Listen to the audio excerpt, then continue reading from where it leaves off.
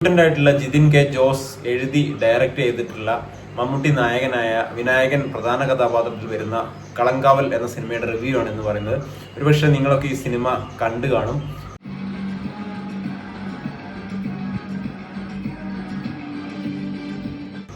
മികച്ച സിനിമ അനുഭവം എന്ന് തന്നെ പറയേണ്ടി വരും ഈ സിനിമ കണ്ടപ്പോൾ. കാരണം ഇങ്ങനത്തെ ഒരു റോള് വിവാദനായിട്ടുള്ള നടൻ എടുക്കും എന്നുള്ള കാര്യം സംശയമാണ്. മമ്മൂക്ക എടുത്തു. അദ്ദേഹത്തിന് ഈ റോള് ചെയ്യാൻ പറ്റിയതിൽ അദ്ദേഹത്തിൻ്റെ ഈ സിനിമാ ജീവിതത്തിൽ ഒരു വലിയ ഏട് തന്നെ സൃഷ്ടിച്ചു എന്ന് തന്നെ പറയേണ്ടി വരും. കാരണം അദ്ദേഹത്തിന് ഒരുപാട് സ്ത്രീ പ്രേക്ഷകരുണ്ടെന്ന് നമുക്കറിയാം. അപ്പോൾ ആ സ്ത്രീ പ്രേക്ഷകർ, എൻ്റെ അമ്മ അടക്കമുള്ള സ്ത്രീ പ്രേക്ഷകർ ഒരുപാടുണ്ട്. അദ്ദേഹത്തിൻ്റെ പ്രായത്തോടടുപ്പമുള്ള സ്ത്രീ പ്രേക്ഷകരുണ്ട്. അപ്പോൾ അവരൊക്കെ ഈ സിനിമ കാണുമ്പോൾ അദ്ദേഹത്തിനെ ഒരു പക്ഷേ വെറുക്കാനുള്ള സാധ്യത പോലും ഉണ്ട്. കാരണം അവർക്കൊന്നും ഇപ്പോഴത്തെ സിനിമയുടെ ട്രെൻഡ് അറിയില്ല. മാറിപ്പോയ ട്രെൻഡുകളാണ്. കഴിഞ്ഞ കാലത്തെ പോലെയല്ല. ഒരു നായക നടനാണെങ്കിൽ കൂടി അദ്ദേഹത്തിന് അഭിനയ സാധ്യതയുള്ള ഏത് വേഷവും ചെയ്യാനുള്ള ഒരു തൻ്റെ ഇടം ഇവിടെ മമ്മൂക്ക കാണിച്ചിട്ടുണ്ട്. അദ്ദേഹത്തിനെ എത്ര അഭിനന്ദിച്ചാലും മതിയാകില്ല എന്ന് തന്നെ പറയേണ്ടി വരും.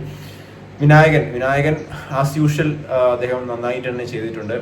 ഒരുപക്ഷെ വിനായകന്റെ റോള് മമ്മൂക്കയ്ക്ക് ചെയ്യാമായിരുന്നു. പക്ഷെ മമ്മൂക്ക അതിനകത്ത് വരുമ്പോൾ മമ്മൂക്കയ്ക്ക് കുറച്ച് പൊങ്ങിയിരിക്കണം. ഇവിടെ വിനായകൻ പോലീസ് ആയതുകൊണ്ട് ഗ്രാഫ് കുറച്ച് താഴ്ന്നിട്ടുണ്ട് കമ്പയർഡ് ടു മമ്മൂക്ക. നമ്മൾ സൈനഡ് മോഹനന്റെ ഒക്കെ കഥ കേട്ട് കാണും.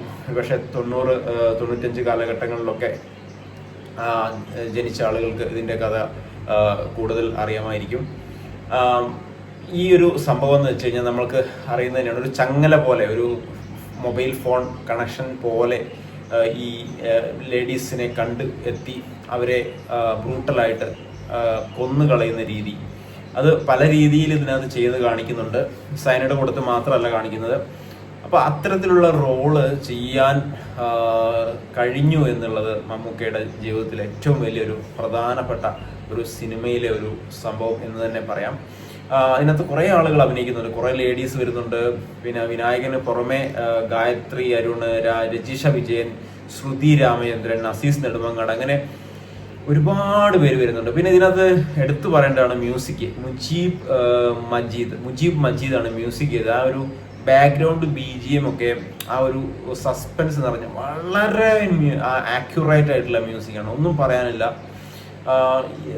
ഒന്നുകൂടി നമുക്ക് ഈ റോൾ എടുത്തതിന് അഭിനന്ദിക്കാം. കാരണം മോഹൻലാൽ ആണെങ്കിൽ ഈ റോൾ എടുക്കുമെന്ന് എനിക്ക് പറയാൻ കഴിയില്ല. കാരണം മോഹൻലാൽ രണ്ടുപേരാണല്ലോ നമ്മുടെ ഇൻഡസ്ട്രിയിലുള്ളത്.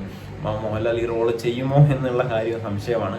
ഇതിനകത്ത് എനിക്ക് അറിയാൻ കഴിഞ്ഞത് മമ്മൂക്ക പോലീസ് ഓഫീസറായിട്ട് വന്നിട്ട് വിനായകനാണ് നെഗറ്റീവ് റോള് ചെയ്യുന്നത് എന്നുള്ള രീതിയിലാണ് ആദ്യം വന്നത്. നമുക്ക് സ്വന്തം ഇഷ്ടപ്രകാരമാണ് ഈ നെഗറ്റീവ് റോള് താൻ ചെയ്താൽ എങ്ങനെ ഇരിക്കും എന്നുള്ള കാര്യം പറഞ്ഞത്. അപ്പോൾ അത്രത്തോളം ഒരു തൻ്റെ ഇടം കാണിച്ചു എന്നുള്ളത് നമുക്കിവിടെ പറയാതിരിക്കാൻ വയ്യ. ഈ സിനിമ നോക്കുകയാണെങ്കിൽ തുടക്കം ഒരു നമുക്ക് ഒരു കുടുംബത്തോടൊപ്പം ഇരുന്ന് TV കാണുന്നു. അതിനുശേഷം ഒരു കോള് വരുന്നു. അടുത്തതായിട്ട് ഒരു കാറ് മൊത്തം കാണിക്കുന്നുണ്ട്. നമുക്ക് എപ്പോഴും കാറിലൊരു ലേഡിയായിട്ട് പോകുന്നു. അപ്പോൾ ലേഡി ഒരു ലോഡ്ജിൽ കയറ്റിയിട്ട് അവിടുന്ന് കൊല്ലുന്നു. അങ്ങനെ തുടർന്ന് ഇത് അന്വേഷണത്തിന് വരുന്നു. നമ്മുടെ വിനായകൻ അന്വേഷണത്തിന് വരുന്നു.